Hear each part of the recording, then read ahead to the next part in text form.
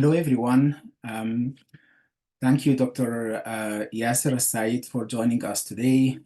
We actually are very excited to have you with us. So thanks for the early start.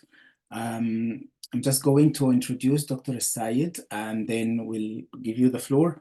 So Dr. Elsayed is an associate professor of pediatrics at the University of Manitoba. He's also a staff neonatologist, registered cardiologist and researcher at the Children's Hospital Research Institute of Manitoba. Dr. Elsayed is an academic fellow of the Royal College of Physicians of Canada. He founded and directed the Integrated Hemodynamics Program and Point of Care Ultrasound and conducted over 100 workshops in the last 7 years, locally, nationally, and internationally. His research interests are in the field of hemodynamics, point-of-care ultrasound, and physiology-oriented practice. He published more than 100 articles, book chapters, and abstracts. He's also an editor of multiple international journals. He authored 10 institutional Canadian Pediatric Society and American Academy of Pediatrics guidelines, and founded the first internationally recognized website, which is most of you know is FOCUS-UK and the NeoPeds Academy. Dr. Elsayed is a designer, instructor, and director of Manitoba's neonatal educational curriculum of learning management digital system. He also founded the lung ultrasound program, replacing X-ray for diagnosis of lung disease, and also founded intelligent monitoring in NICU by NEARS. He is the recipient of the 2023 Emerging Lead in Neonatology Award from the Canadian Pediatric Society. He's also the recipient of the 2023 Ronald Duhamel Innovation Award, and the most recent award is the Emerging Academic Leader Award from Pediatric Chairs of Canada. So welcome, Dr. Elsayed. Thank you very much, and the floor is over to you. Thank you very much, Dr. Muntasser, for the kind introduction and for inviting me for this wonderful platform and the group. And welcome everyone. Good morning, good afternoon, or good evening, wherever you are. And your time, it's morning here, 8 a.m. in Winnipeg, in Central Time, North America.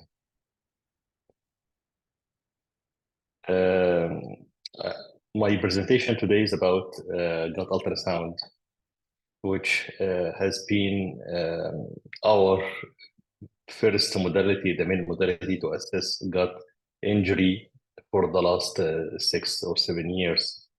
And in this presentation, I will highlight the value and importance of using gut ultrasound, not only in neck-related complications, surgical cases.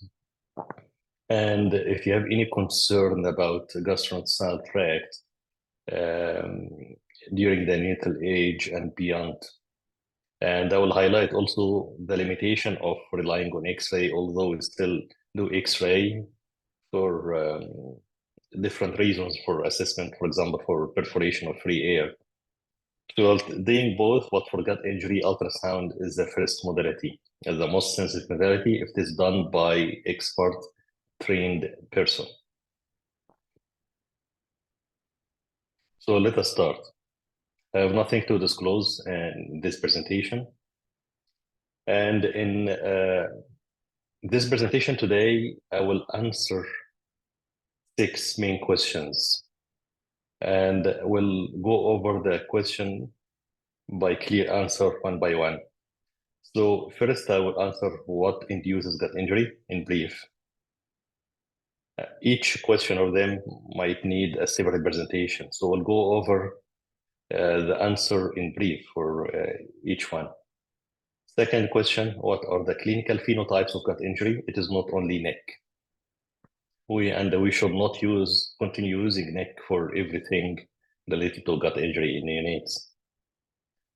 Then the third question about what are the sonographic phenotypes of gut injury?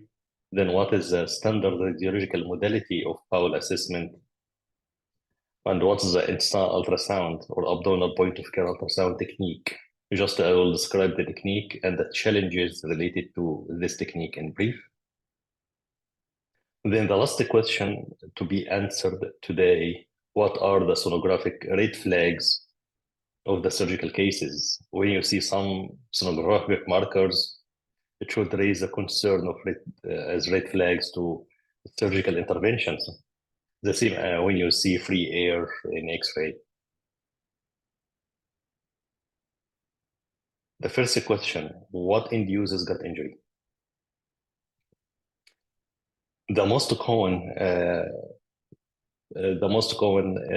inducer of gut injury, especially in preterm infant, is delayed feeding. The most important step you need to do when you have a preterm or even term infant to initiate feeding as soon as possible after birth. This will maintain the integrity of the mucosa, induces a release of normal enzymes, hormones, and also maintain microbiome. So delayed feeding, and will make the delayed feeding even worse if you combine that with antibiotics.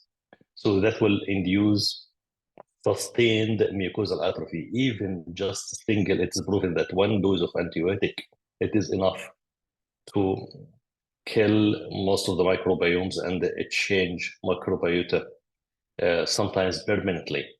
So sustained mucosal atrophy, a change of flora phenotype, and with this a change of flora phenotype, you will get significant replacement of the flora, which is the green bacteria here, by the pathogenic bacteria, or potentially pathogenic in the gut, with breach of the mucosa, and even the flora bacteria might be converted into pathologic bacteria because of damage of the mucosa or breach of the mucosa.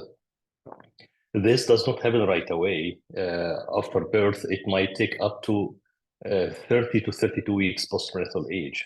So usually you will not see NEC within the first or second week unless it is related to a postnatal issue like perinatal hypoxic ischemic or ischemic injury to the gut. It starts with non-ischemic nature. So what's inducing that injury here typically is not ischemic, but it end up by ischemic injury at the end because of this pathological changes, which will explain the pathological changes in a different slide. The second inducer of gut injury, food protein-induced enterocolitis, which unfortunately mistreated as NEC in most of the NICUs. We started to realize this condition more frequently in NICU recently, not very recently, last few years after we started to relying on ultrasound, and we found most of the cases that we have been treating as NEC, it's actually food protein-induced enterocolitis. It is eosinophilia. We should not actually use NEC, but it is eosinophilia-associated gut injury. It is induced by cow milk protein, and not only in infant fed by formula, it also might happen with infant fed by breastfeeding, because if the mother is consuming in her diet dairy products. You have also mucosal breach by flora at any time. Usually it might happen 2 to 3 weeks after birth, but it might happen, as I have seen, as even like 3 days or a few days after birth. In severe cases, presented with diarrhea and significant vomiting, abdominal distension. In this condition, there is no any ischemia. So end in mucosal injury without any ischemia. That's why you don't have to keep without feeding. You just change the formula to hypoallergic formula. That's what you need to do. The third type is ischemic injury. Ischemic gut injury, it might happen with any kind of ischemia. Could be induced by hypoxic ischemic insult or congenital cyanotic heart disease or any kind of ischemia, which could be chronic or acute ischemia. And the hypoxic ischemia, if it is associated with aggressive feeding, you start too much feeding at the beginning, it might induce mucosal flora. It happens usually 5 to 7 days after injury. So you may see it like the first week of life, once you start feeding, or shortly after you start feeding, or after the chronic ischemic injury, which might happen at any time. For example, infant with severe bradycardia, low cardiac output. It might happen 3-4 weeks after birth, or infant with a chronic hypoxemia due to congenital cardiac disease. When you have the saturation around 80% or 75 to 80% for many weeks, some infants might not tolerate that and might develop chronic ischemic injury. So in this type, you have ischemia to start with. The injury starts with ischemia and end with ischemia, which is different from the previous two types. So now we understand that not everything is neck as we assume, but we have clinical phenotypes of that injury. We have several phenotypes and they are not the same and they should not be treated the same. The first phenotype is necrotizing tuberculosis, which is a typical neck that we see in low birth weight or preterm infant. It's still the most common type, but we may have the compromised oxygen delivery. And you know that oxygen delivery is a product of three components: hemoglobin, oxygen, and the blood flow. So any one of them affected will induce low oxygen delivery and gut injury or end organ dysfunction or injury, which might be related to gut injury. So you may have severe anemia and severe hypoxemia, shock, or HIE. And usually in anemia, it is severe or acute, not the chronic one. Chronic one might be well tolerated and might be compensated with autoregulation. We may see sometimes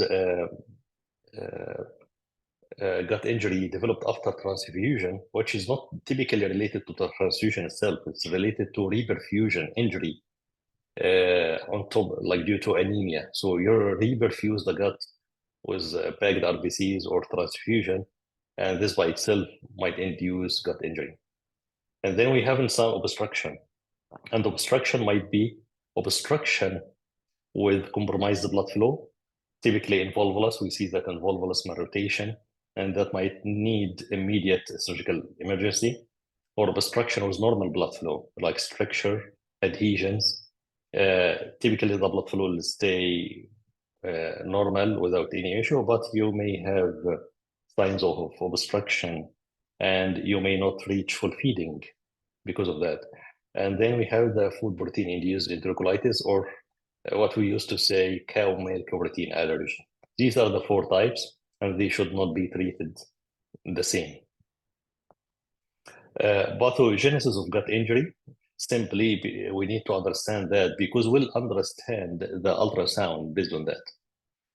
So you may have smooth muscle changes, secretory changes due to the secretions, abnormal secretions, or vasoactive changes, changing the vascular tone. So smooth muscle changes, like muscle spasm at the beginning, you will see loss of peristalsis, thickening of the walls, and this muscle spasm, it appears pathogenic at the beginning, but it is protective. It's a blessing, because with this muscle spasm, with thickening, with the sluggish of the peristalsis, it might prevent ongoing gut injury, because it will prevent the gut from moving, will keep the gut safe for some time. So it is protective mechanism. The same as secretions. We see secretions due to release of vasoactive intestinal peptides. So with these intestinal secretions, you will see some peritoneal fluids or ascites that's also protective, because with this kind of extra fluid, you will get dilution of the toxins and maybe slow down gut injury.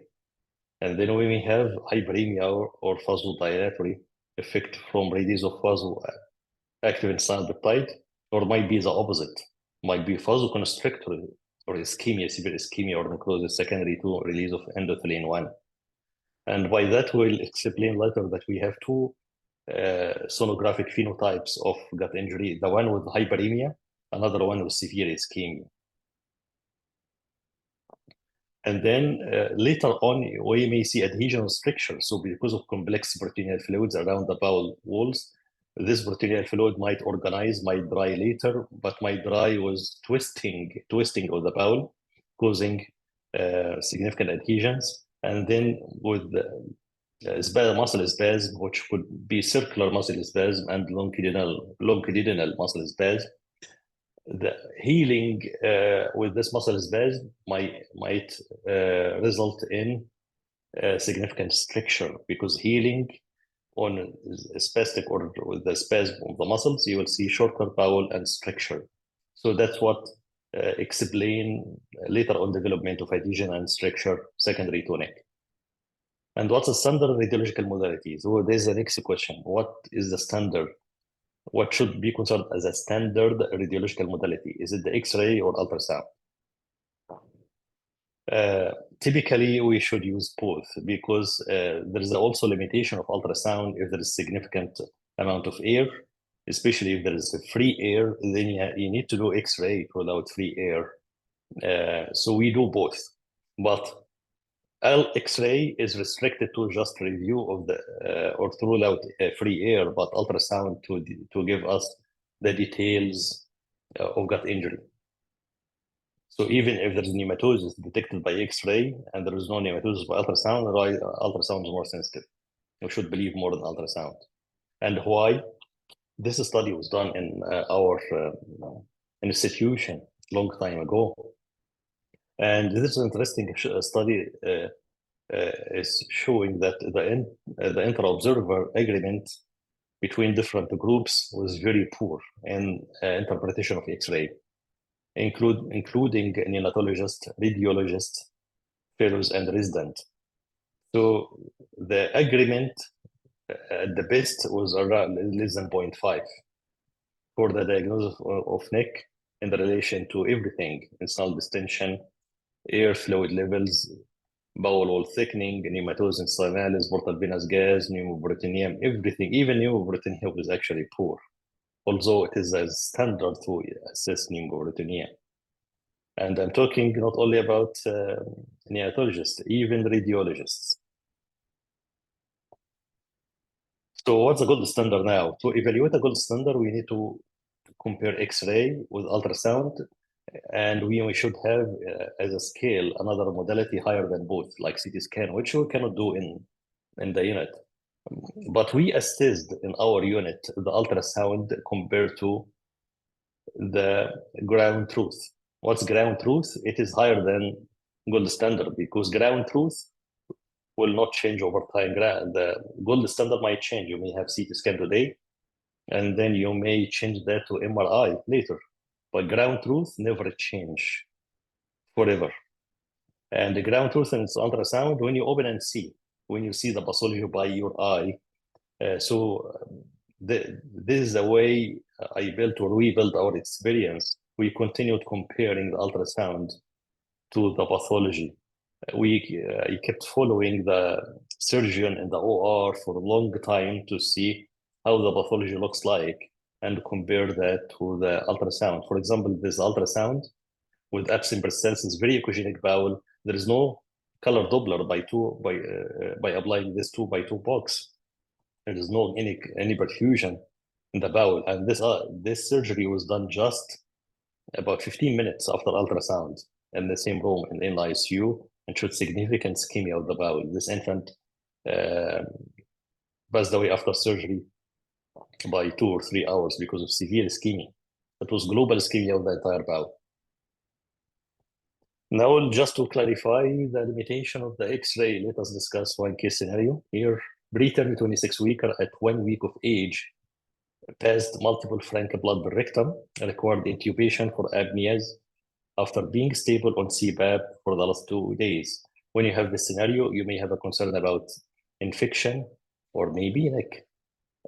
Unremarkable CBC and blood gases, but this X-ray was reported as extensive nematosis. So you can see here translucency on the left side and even on the right side. This X-ray was reported by the pediatric radiologist as nematosis, and also by the neonatologist on call who consulted me to do the ultrasound. And when we did the ultrasound, just a quick question to you: would you keep MPO and start antibiotics in that case? Probably, if you don't have ultrasound, I agree if you do that. If you keep MPO at least for a few days and start antibiotics. With this clinical picture, and this X-ray.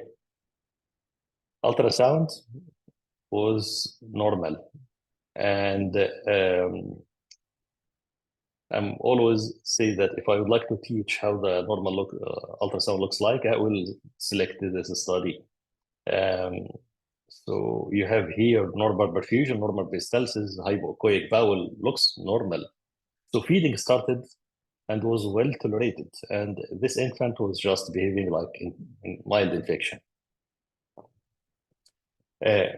If you're still relying on pill fluxification, which we are not relying on it anymore for so many years, it is misleading.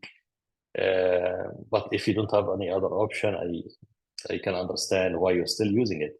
In this case, it was consistent with the stage 2A, but after ultrasound, it's okay, outside the classification, there is no neck. But why? Why X-rays and out of situation might appear as this false nematosis? The issue is in X-ray, one of the limitations of the X-ray, you may see the cell contents with the air trapped between the contents and the wall and give you a false impression of this translucency, and you may interpret it as nematosis. It is not nematosis, it's just the air trapped between the contents and the wall. Another case scenario, 26 weeker, hemodynamically stable. At 2 weeks of age, developed pancytopenia, metabolic acidosis. And you have this X-ray here, which you may interpret it as abnormal X-ray, maybe with fluids, distension, and paucity of gas, but there is no any one of the specific signs of neck. There is no nematosis, no perforation, no portal venous gas. So would you treat this case as neck? Ultrasound, in this case, shows severe bowel injury, very echogenic bowel, septated peritoneal fluid with significant ischemia, and also confirmed by near-field spectroscopy, because we use near-field spectroscopy to assess cases with suspected neck at the same time. We use both, but not NIRS and separate. We use NIRS guided by ultrasound to be sure that the area that we are applying NIRS on, it's a bowel, not fluids or not poops. So operated after 2 weeks with severe ischemia and necrosis. The infant stayed unstable until operated later. And then in the OR, there was significant necrotic bowel. In this case, it was not really consistent with any stage of classification, but with the ultrasound, it was close to stage, at least stage 2B or 3A. Next question to be answered today. What is the ultrasound technique? The technique is a little bit detailed. When I mark any slide as memory slide, it means that it's a very important slide in this presentation. Abdominal ultrasound, point of care ultrasound technique, you need to assess the liver first and assess the liver for any abnormality, not only portal venous gas. And portal venous gas is very easy to assess by ultrasound. You need extensive portal venous gas to be seen by X-ray. You need to assess in 2 planes, longitudinal and transverse plane for the right loop and then the left loop in 2D and color. And look carefully for any pathology, not only portal venous gas, cysts, tumor, or anything might be rare. For example, one of the cases we assessed for neck, there was actually tumor, big, huge hemangioma in the liver. It was really very big, although there was also neck, there was portal venous gas. And typically you may get distracted by portal venous gas and you may miss to look at everything else, which might exist at the same time. And then look at the right upper quadrant, right lower quadrant, left upper, left lower, and mid gut in 2 planes as well. Longitudinal and the transverse. And you need to do that in 2D and color. So for each plane, you need to do it twice, 2D, 2-dimension, and color. The first technical challenge, once you apply the probe, if you're a beginner, you might not see anything. You may just see A-lines as artifacts. And the reason for that, there is gas in the abdomen. And gas is an artifact, and you may not be able to see bowel. The first important trick that you need to apply pressure. And once you apply pressure for a few seconds, you start to see bowel, and you start to see bowel moving with peristalsis. So apply sustained pressure by probe, try to look from different angle. You may need to change the probe position to be able to see bowel. Do other quadrants. It might be significant air descension in the right upper quadrant. Shift to the left quadrant or left upper quadrant or lower, and do the right side later on or any other time later. Second, you need to apply color Doppler. So 2x2 box at low scale, adjust again to see just speckles of color. Typically, you will see 3 to 9 speckles of color moving, signifying normal perfusion. Then what are the two sonographic phenotypes of severe gut injury? As we explained later, it might be hyperemic or ischemic. So you see here peritoneal fluid, filtrated peritoneal fluids. You see color as hyperemia, and the hyperemia might be Y-shaped color or circles or zebra color. This is just not ultrasound. There is cartoon to just show it clearly. You have neomatosis intestinalis. You have thickened bowel here. You have loss of bowel signature. You should see layers of the bowel wall. Sometimes you'll not see the layers. You'll see loss of bowel signature, and we'll explain that later in different slide. And when you apply color Doppler, you may not be able to see any color at all. So 2x2 color Doppler, but ischemia due to release of endothelin 1. So you have the hyperemic phenotype. And in severe cases, we may use a medication like norepinephrine or vasopressin, especially if there's hypotension associated.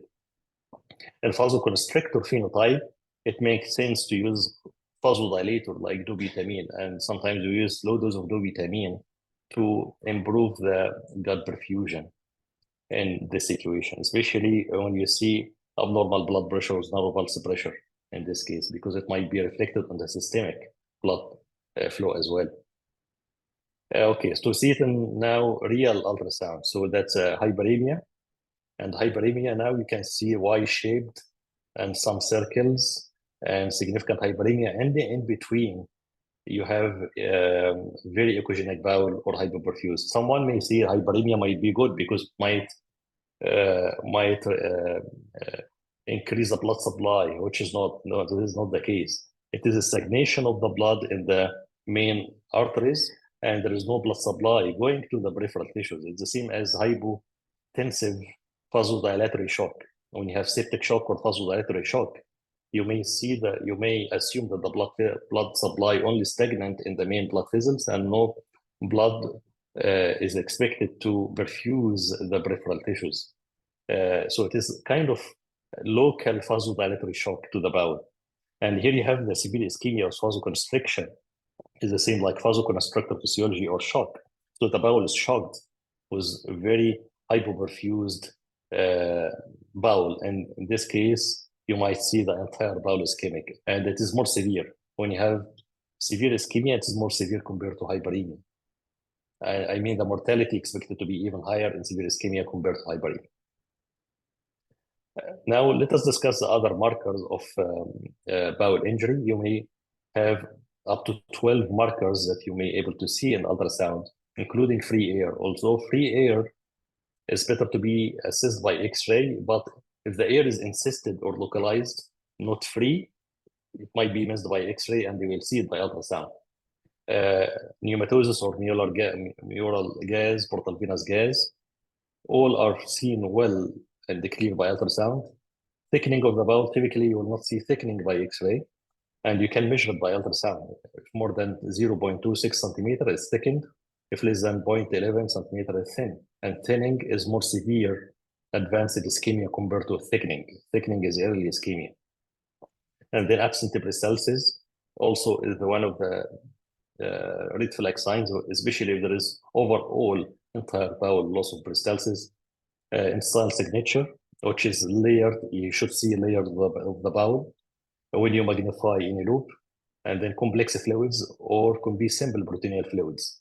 And then when you apply 2x2 color Doppler, you will see normal color Doppler as normal speckles of color, as we explained before, or it can be abnormal color Doppler pattern, like Y-shaped pattern, circular pattern, or zebra pattern. All of these are normal pattern of hyperemia. Again, hyperemia doesn't mean that the gut receives normal blood supply. No, it is hyperemia like shock with severe hypoperfused peripheral tissues and the stagnation of the blood in the main blood vessels.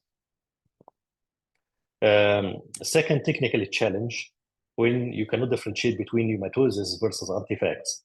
So here you have artifacts and you have a lot of air, you will see a reverberation or air that covers part of the bowel. Although in neomatosis, you will see restricted neomatosis to some loops, the same as you can see here. So here you have neomatosis intestinalis,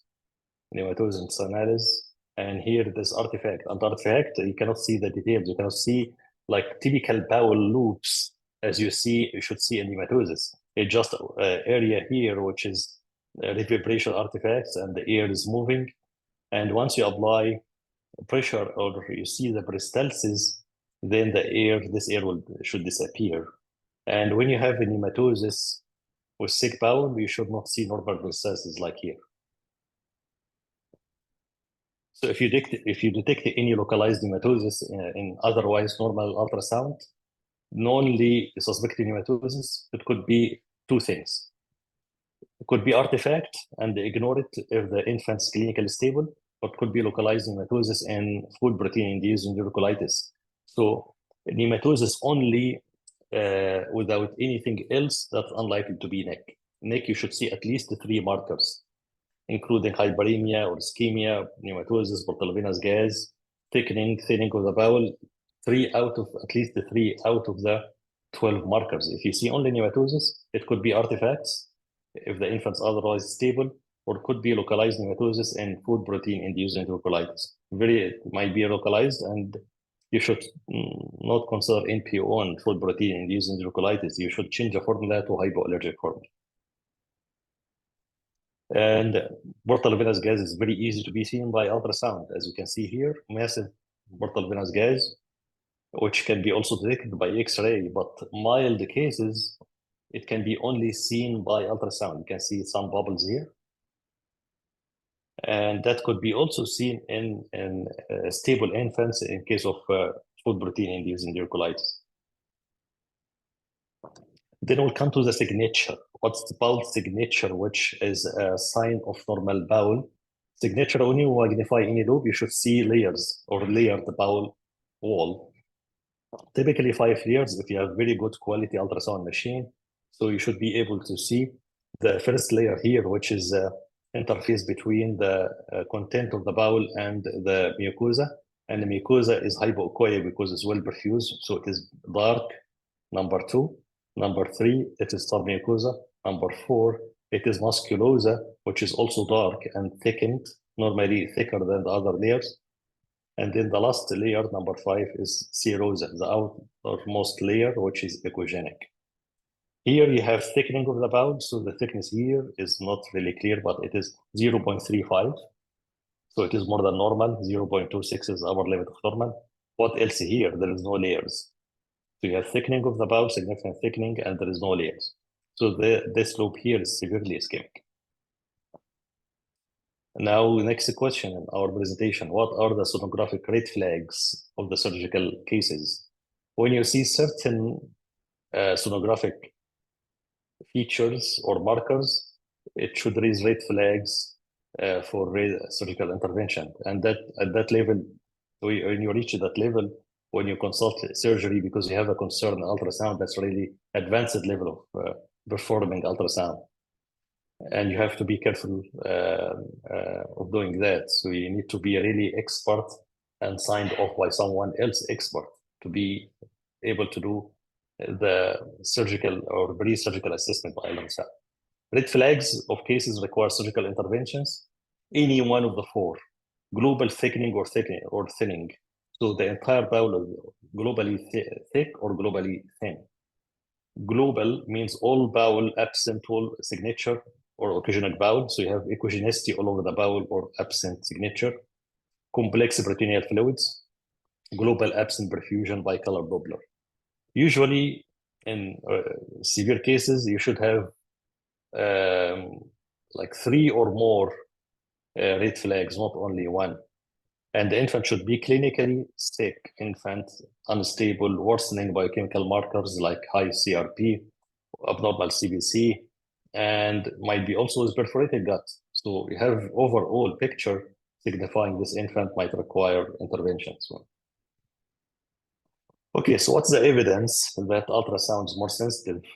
We did multiple studies. The study will be published soon, and we validated all of the ultrasound markers. And using single marker, that's not sensitive enough. You need to use multiple markers, which we use. We use the terminology combined ultrasound markers, combined with other biochemical markers like CRP. And we found that when you combine ultrasound with CRP, it might be higher, little bit higher than ultrasound with respiratory clinical markers as a predictor. And the top predictors still the ultrasound. And we compared that with the Bell's classification. Bell's classification, the area under the curve was very minimal, 0.74 compared to 0.94 for ultrasound. So now we imagine when you apply Bell's classification with X-ray only, you may have high false positive or high false negative cases in assessment. In our center, before we started using ultrasound as a modality of choice, we had really high number of NEC, high rate of NEC diagnosis in preterm infants, even higher than the national level in our center. And we have 2 hospitals. So that's the first hospital and the second hospital. The blue is our center and the yellow is a national average. And gradually after using ultrasound, the rate of NEC was much lower than the national average. Not because we are doing anything different. We just excluded the false positive cases that we assumed we are treating them as NEC. And they could be either normal, cystic ileus, or it could be also food protein-induced enterocolitis. And just to be more clear, based on our data, 55% of X-rays reported as NEC. The ultrasound was normal.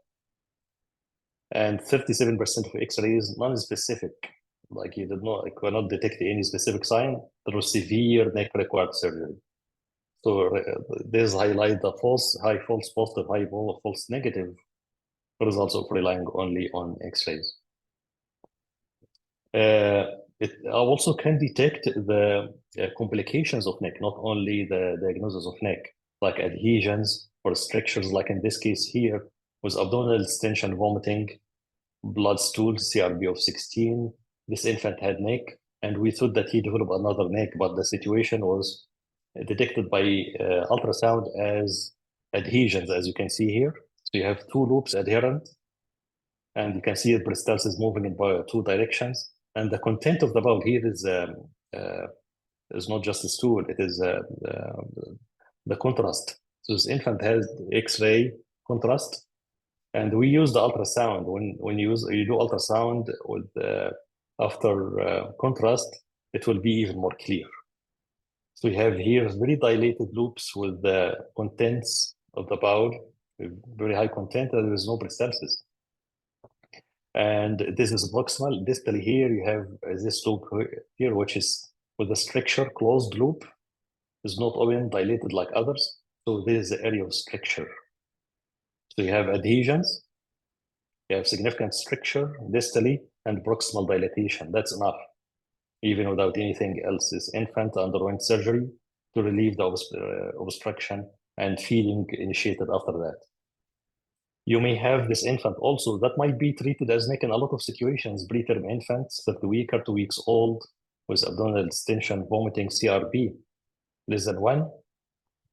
And ultrasound, although was abnormal, but was not NEC. So what you see here, a condition that you may not able to diagnose without ultrasound. It is milk Bezos or inspissated milk syndrome. I'm not sure if you heard about this term or not. but it's a condition that might cause similar to obstruction or similar to NEC. You'll see the bowel dilated with echogenic material due to fat, globules, or milk content, undigested milk. You may see some hyperemia. This condition might proceed to NEC untreated. What you usually do is just to slow down the feeding over longer periods of time, take out the additives, cow milk additives like HMF. You may consider hypoallergic or hydrolyzed formula for a few days as a next step, and then continue feeding, and then you can resume breastfeeding after that. Because if you keep this infant NPO for a week and restart feeding again, it might recur again. If you continue feeding with the same milk additives and the same protocol, same aggressiveness, this infant might develop NEC as a complication of that. So this is milk episodes or inspissated milk syndrome. It is more common in premature infants and one of the common causes of feeding intolerance. When you have abdominal tension, vomiting, unexplained, you cannot diagnose this without ultrasound. The expected timing of each marker to resolve. That's very important to know when you have infant with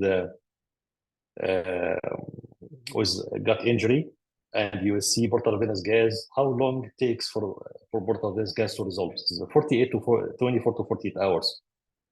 So you should be able to take the portal venous gas very early, and otherwise to resolve very quickly. Pneumatosis, it might take up to 3 days to resolve. Thickening of the bowel, 5 to 7 days. Pneumoperitoneum, 7 to 9 days. And this is based on our data, not yet published. Complex ascites or thinning of the bowel, it takes up to 2 weeks to get this severe combinations of ultrasound markers as complex ascites, thinning of the bowel, and that's actually high likelihood of surgery in this case. Most probably this case will require surgery, either very early or later as cell obstruction secondary to adhesion and strictures. But typical healing takes up to 2 weeks. So based on the markers that you see in the ultrasound, you can predict how long it takes for the bowel to resolve, and you can follow up easily with ultrasound to be sure that all of these markers have been resolved. How to integrate ultrasound to clinical assessment in one algorithm. So you are doing the ultrasound as point of care. Point of care means that you are the neonatologist or the clinician doing the ultrasound, and you need to integrate that to other markers. This is different from the radiologist or the technicians coming to the unit. He doesn't know or she doesn't know anything about the clinical situations, and that might increase the interpretation or the likelihood of false positive signs, because you should get the ultrasound make sense with everything else.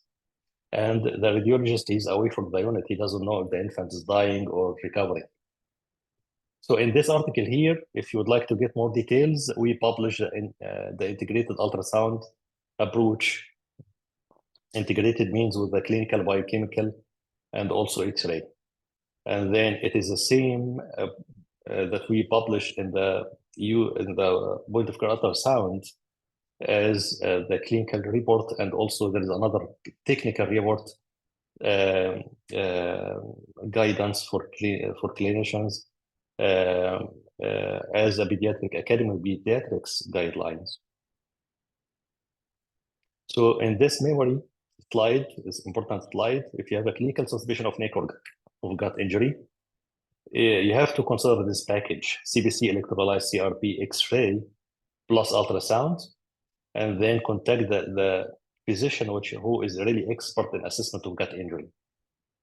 So we trained a few other colleagues to do that assessment, and it is very helpful to get the management plan consistent with the underlying clinical condition. So if the infant is symptomatic, like with bloody stools, distension, or whatever symptoms, and the ultrasound was normal lab work, continue feeding, which is intuitive, makes sense.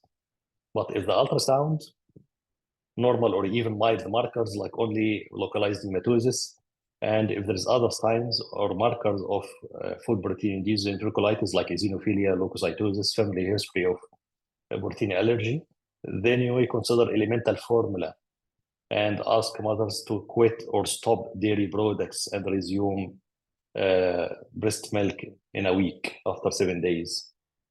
Mom should eliminate dairy products from diet. And our dietitian, very helpful, supportive to get this protocol done. If the infant is symptomatic but unstable is very important. Clinically unstable requiring ventilation, unstable blood pressure.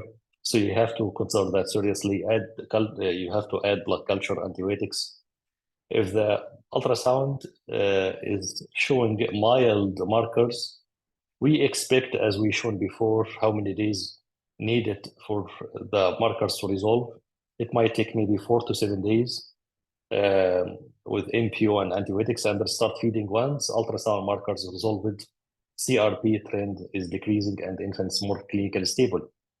But if there's significant ultrasound markers, including the red flags that we discussed before, and also it could be perforation in the X-ray, so this is confirmed severe neck. The NPO period might be longer, might be 7 to 10 days, or even longer if there's perforation or there is a surgical need, and then start feeding again once ultrasound markers resolved, and also inflammatory markers and clinical condition stable enough. So this is our integrated protocol. So at the end, I have 4 main conclusions. Gut injury is a multi-triggered disease with variable pathophysiologic mechanisms. It is not just one disease category. It is phenotypes, multiple phenotypes, and you have to consider treating a phenotype according to the degree of severity. So you should not, for example, keep the infant with food protein-induced enterocolitis NPO, or infant with insulated milk syndrome NPO. Consider feeding, but feeding with a different strategy or different formula. And so ultrasound is a sensitive predictor of pathophysiologic changes in gut injury. Ultrasound is a predictive of gut injury requiring surgical interventions. And it is operator dependent. That's a main limitation. So you need to go through a detailed training. It's not just 1 month or so. You need 1 year because you need to see enough number of cases. And typically, neck is not very common disease, not the disease that you see it every day or every week. You need to see a good number of cases and a good number of normal cases and different varieties of gut injuries, including cases requiring surgery, food protein-induced enterocolitis, mild cases as well as severe cases. Thank you very much, and I hope we still have some time for questions.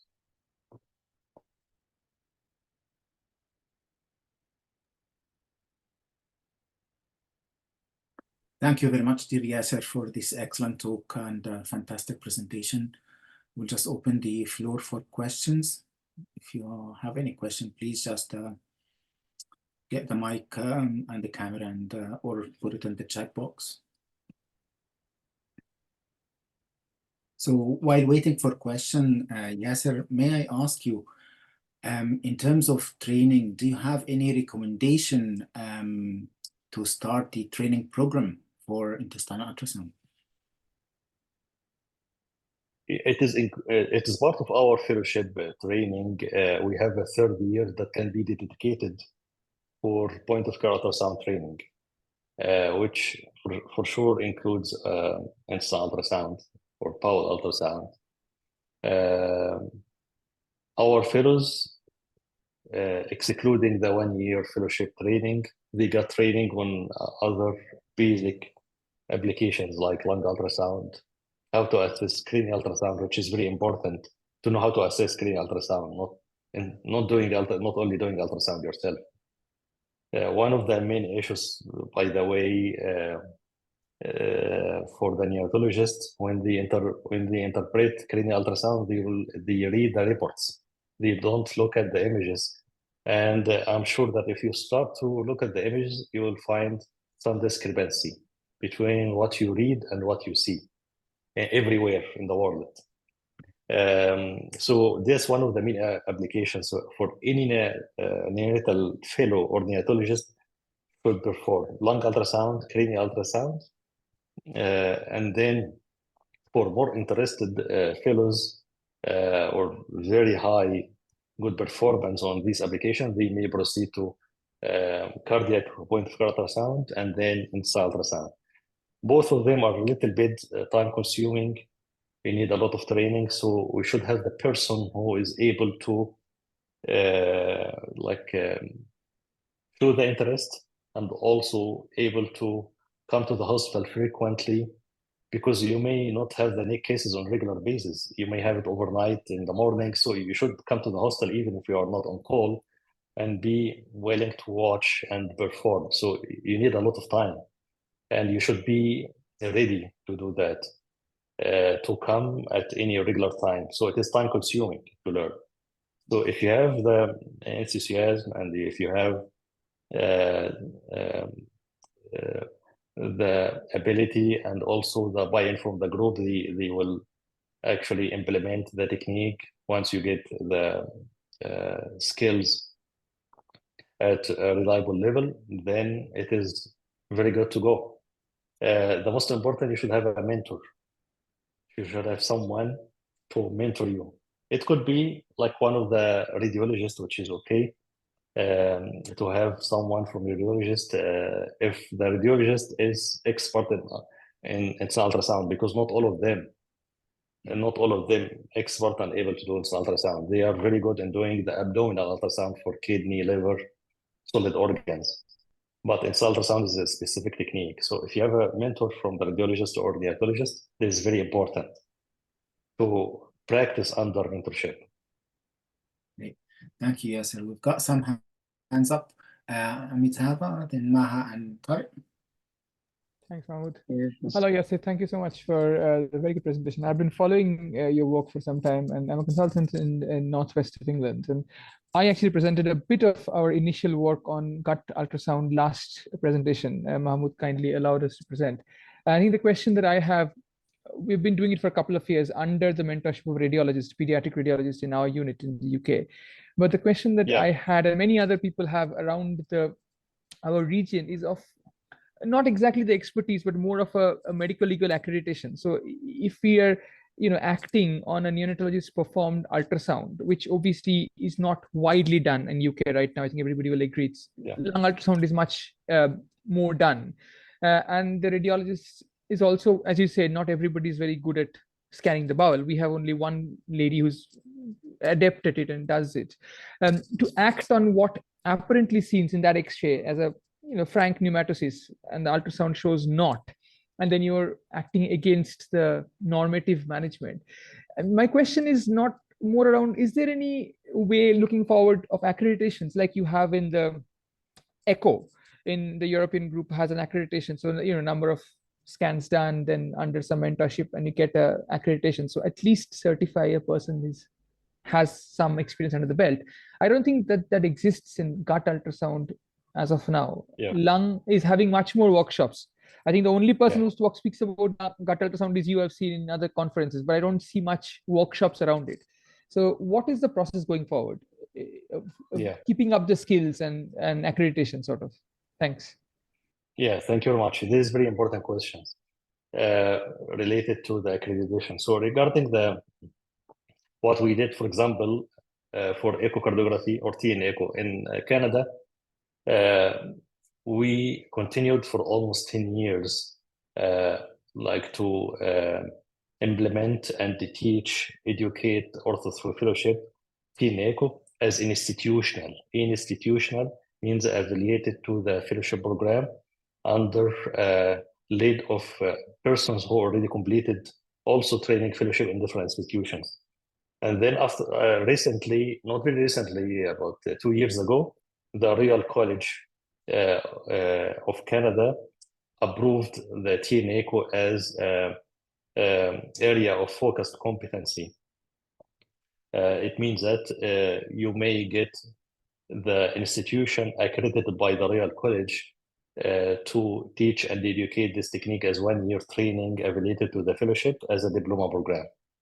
So that was done through the Royal College, and that's more formal accredited training. Point of care ultrasound, including the inside ultrasound, now is considered by the American Academy of Pediatrics as we published the guidelines, and I invite you and other colleagues to read the technical and the clinical reports. We consider the point of care as extension of the clinical practice.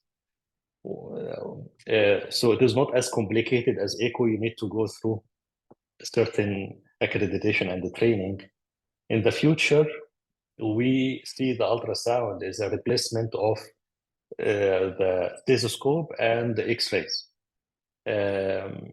The medico-legal issue has been reviewed because in an American Academy of Pediatrics guidelines should be reviewed by lawyers.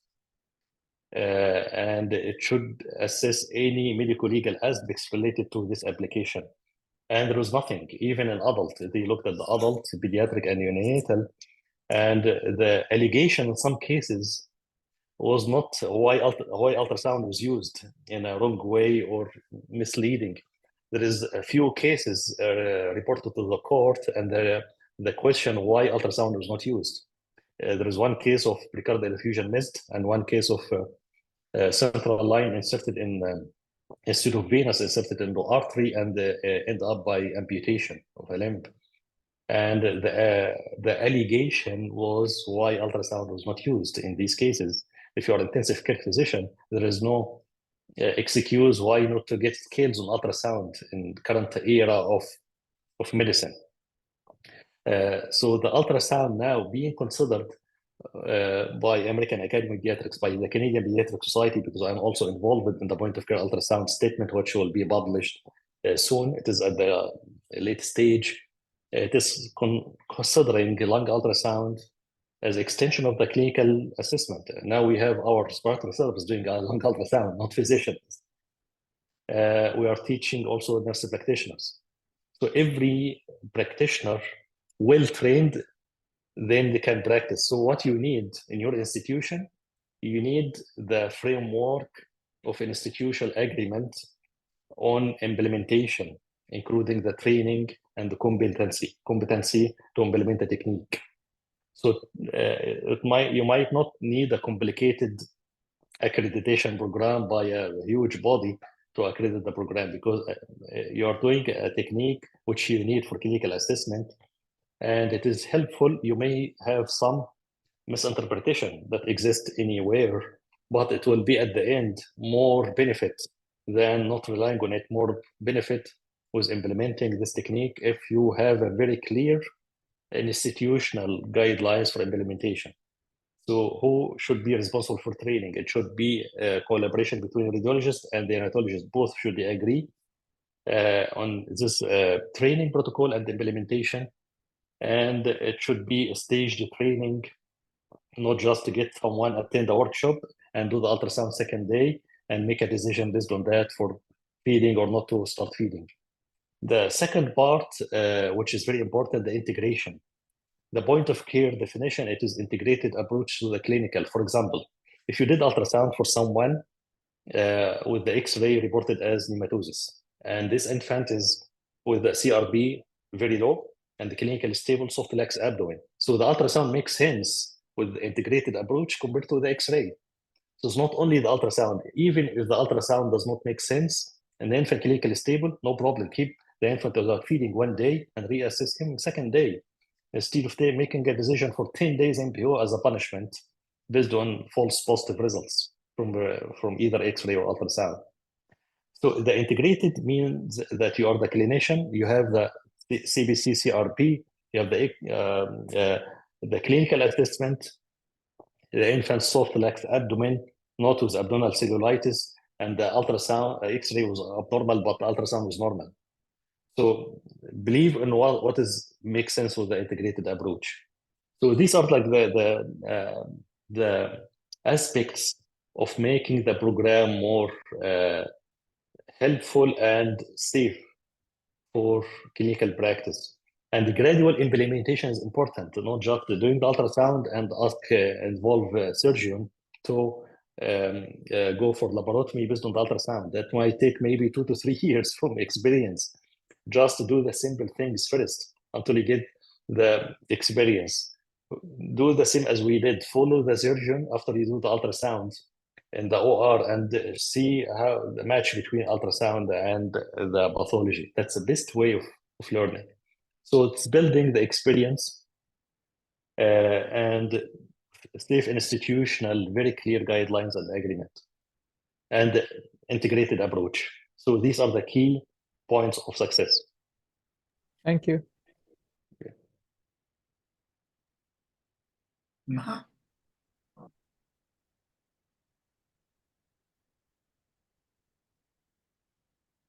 Hi, thank you. Thank you very much, Dr. Yasser, about this very informative talk. We haven't got any experience in gut ultrasound here, but our question is very simple. What probe would you recommend for our little ones to get the best views, like the ones that you were showing us? Yeah, just to be sure about I hear the question correctly. You are asking about the probe, what kind of probe that you are using for ultrasound. That's very important. Yeah, in this presentation focus on the technique in general, but the details, you need to get that through a workshop. So you need to use 2 types of probes in the same exam. You assess the liver with the microconvex probe. The frequency, if you are scanning a premature infant, probably most of the cases will expect it to be premature infants, you need the high frequency microconvex probe, which usually in most of the ultrasound machines is range of frequencies between 8 to 12 or 8 to 14 megahertz. So that's microconvex probe or neonatal probe. That's for the liver assessment. For the bowel, because it's very superficial organ just under the skin, you need a higher frequency and the best to be a linear probe. So we're using the linear probe, which is could be a hockey stick probe. Usually is about 18 megahertz, or the linear high frequency probe. Now it is in the market as high as 20 megahertz probe. So 2 probes. You start with the liver and then change the probe to the linear probe to assess the right upper, right lower, left upper, left lower, and mid gut with the linear probe. For me, I do also for pediatric, not only for neonates, because they consult me in the PICU and the pediatric ward to do ultrasound for even 5, 6 years old children. For the other kids, you can use a microconvex probe for everything because the body size is bigger. So the linear will be really small footprint. So you need microconvex to give you a better, wider base of the image.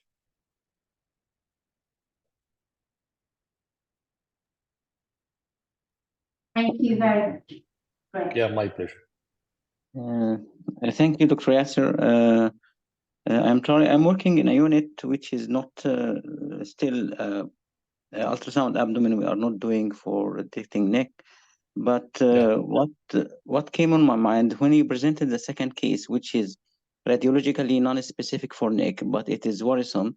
But when you did the ultrasound, it shows many signs of neck. But this baby still operated after 2 weeks of getting this neck. So if you applying the red flags for surgical intervention, that you mean you need to fit the 4 flags, or only 2 is enough, or 1 is enough, or 3 is enough? The second question is do you face any baby with detected by ultrasound neck? It is a possible neck, and his TRB was normal and sodium was normal and no metabolic derangement. I mean, clinically, sometimes, as you mentioned, baby will be having soft abdomen, not distended, but because of vomiting or greenish aspirate or greenish murky aspirate, we are doing X-ray abdomen, which will be non-specific bowel dilatation and no evident signs of neck. But sometimes we proceed for CRP, which will be like if CRP is highly positive. Is this, I know CRP is not specific, but is this make you more worried about is this baby is cooking NEC? Can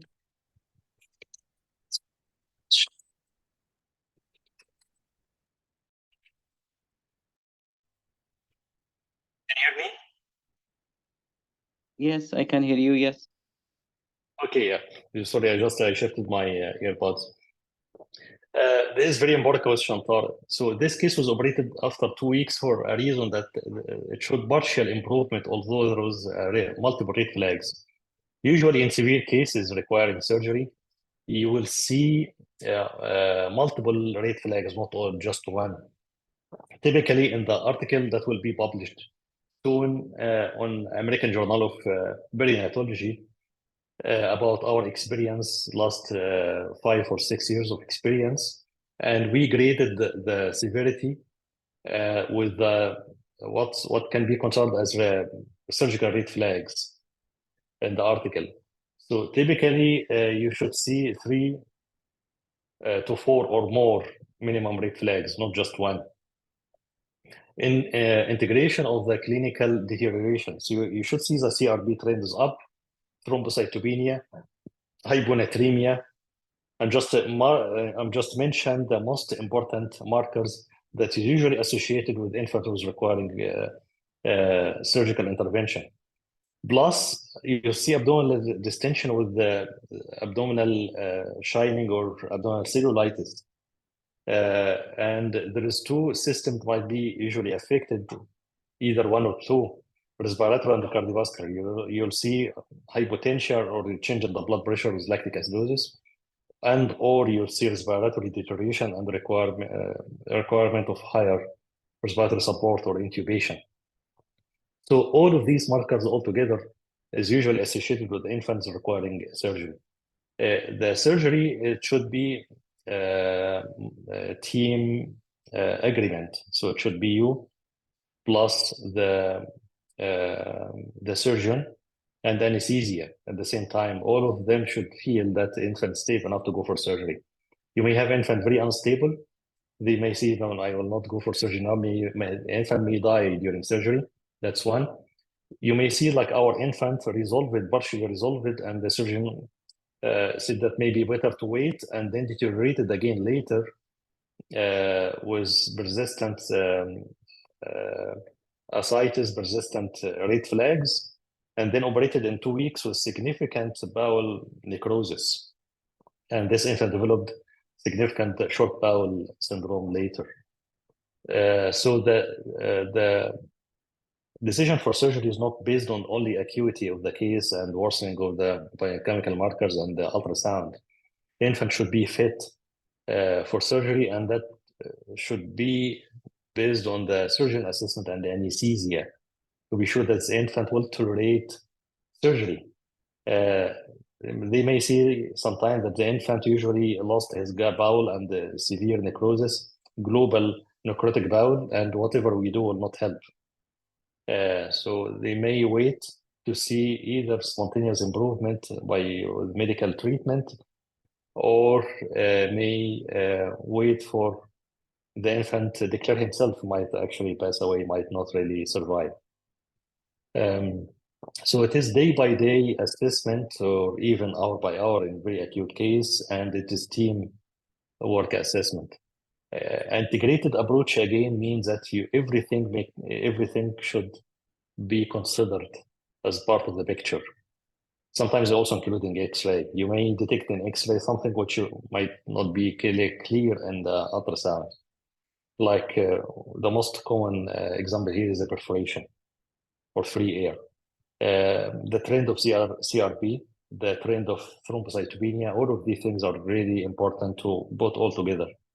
And if you wait, hopefully it will be next 2 weeks, the article that we published, including all of the classification, and I hope that will be kind of helpful for those who are soon relying mainly on ultrasound to use it as a replacement of Bell's classification, because we have the ultrasound included, integrated with other markers, as a classification. When you have these markers, you have high likelihood the infant requires surgery. When you have this combination of markers, you have high likelihood this infant might require later on surgery for adhesion or stricture, not acute or not immediate need for surgery. Or markers that might be considered just to treat as medical treatment and wait for surgery. Yeah, it is kind of a complex experience that you need a lot of time to build your experience and a lot of practice. It's not that easy. I consider bowel ultrasound is the second complex technique after echocardiography. It means that you need to see a lot of cases, a lot of pathologies, and extended time of training. But the main issue with the ultrasound or bowel ultrasound, different from echo. In echo, you can practice every day. You can stay in the hospital and do 10 cases in one day. And in an ultrasound is different. Probably, fortunately, we don't have so many cases with gut injury. So neck, you may have 2 months without even single case. You may need to wait long time to see pathology to start to build up your experience. That's why it's time consuming. Thank you so much, Dr. That's very informative. Thank you. My pleasure. I think I have a hand raised from Ahmed. Yeah. Hi, Yasser. Go ahead. So thank you very much for this great talk. I think the word great is a bit small. I just find your talks inspirational. So thank you very much again. Yeah, my pleasure. Thank you very much. So I have a couple of questions regarding the technique of it. Thankfully, a colleague asked about probes, and it's good to know that you would recommend more than one probe. So the probes should to be used with dexterity. My other question was about the position of the baby. And the position when you're doing the second scan, the monitoring scan. So would you recommend the baby going in a standard position every time you scan, or we can get, one advantage of ultrasound is that you can skew your hand and not necessarily move the baby too much, for example, for a lung scan. So what's your recommendation here regarding the position and the windows, the acoustic windows? Would you scan from a bit from the flanks and behind as well to explore the area, or it's standard? Thank you. Yeah, thank you very much. This is really another important question and the technical question, which might be the question explained clearly during a workshop. But I will just summarize the answer that we are scanning in a neutral supine position, because you need to scan the abdomen from the anterior part, the 4 compartments, and the midgut. The flank, we use to the flank if we need to assess the colon in details. So basically, when you assess from the front, you assess most of the small bowel, and you assess the flexures, the colon regarding the flexures, which considered as the watershed areas.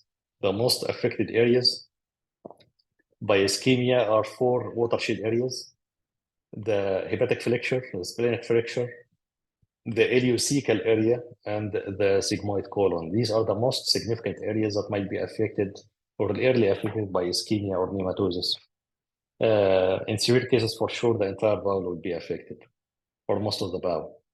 But to assess the colon in details, especially in surgical cases, for example, to assess microcolon or severe distal strictures, in specific cases, you need to assess the colon through the flank. So you need to move the probe, the linear probe, and do it in long axis, short axis, through very much lateral, almost slightly posterior at the mid-axillary line on both sides to assess the ascending and descending colons, and follow the colon until you reach the ileocecal area on the right side, and follow the colon until you reach sigmoid colon on the left side.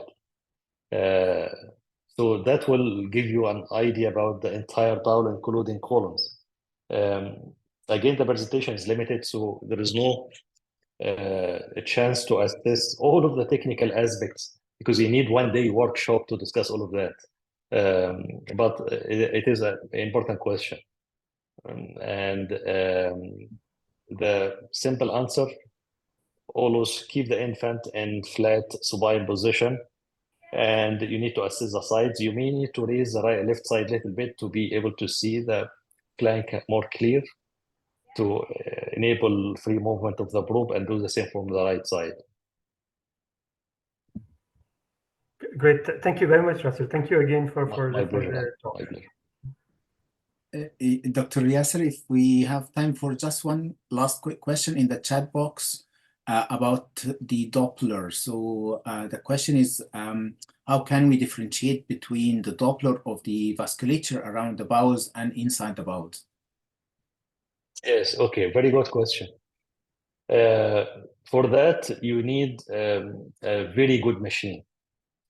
So there's two types of machines. The point of care machines, I don't mention names. There's less expensive point of care machines. These machines can assess basically the color Doppler with the big fizzles or bigger fizzles around the bowel loops, not the bowel wall, the blood vessel inside the bowel wall. And that might be enough in basic assessment, point of care assessment. You need 2x2 color box, and again, the scale is single digit, like something between 7 to 9. And the gain should be adjusted to avoid too much artifacts, because that might be based, if the infant, for example, on high frequency ventilation, you will see a lot of shaking artifacts. If there's too much air, you will see a lot of artifacts. You need to adjust a little bit the gain to minimize the impact of artifacts. The high quality machines, the really expensive machines, we're talking about maybe close to between $80,000 to $100,000 machine. These machines are very, like, with the high frequency and very high capability to see the perfusion even within the wall. When you magnify the wall, you can see the perfusion in the musculosa and mucosa nicely, which is wall perfusion. There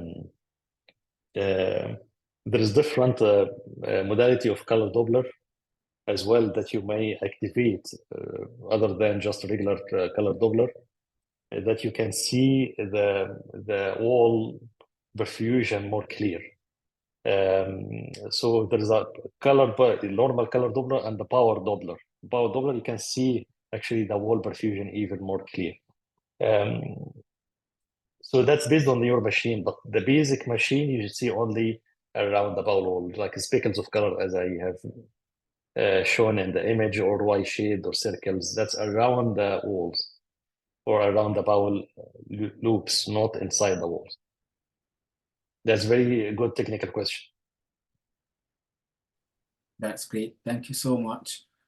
I think we've taken enough time from yourself. So thank you so much, dear Yasser, for this fantastic presentation. I appreciate it. My pleasure. And thanks everyone for joining. We'll upload the presentation to our YouTube channel, and we'll see you next time. Thank you very much. Thank you very much, everyone. Take Thank care. you. Thank you, Mahmoud. Bye-bye.